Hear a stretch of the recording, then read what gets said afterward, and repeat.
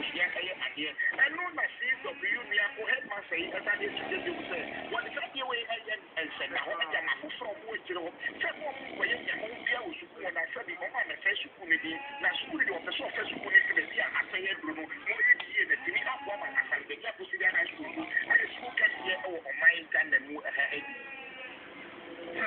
ane kala na gama ba papa na no ya na ko man suma senior high school e ho so ku for na papa mo de ma any abo conference still uprising na course Tunisia Yemen Jordan Oman is this student uprising in Ghana that we experience the say the after say yenya adia ya ko ya de lekele ma bia anyway what the text line 0243-633-93 and now said Kesmin breaking news Facebook now message when you aba me ka ba so na man kan wi abe para to obi afa na me o se kawo ka go yes ko ma o yes ko ma so ma yanko atie di Emmanuel the wrong no say to me I live about confident that the next Anna Naremi ya Anna due to their inquisitive research I like it so breaking news no sign greetings to my chemistry teacher Emmanuel and all the teacher 4 boys and girls from the CAB Emmanuel of what tech you say is the headmaster of Potato Senior an athlete.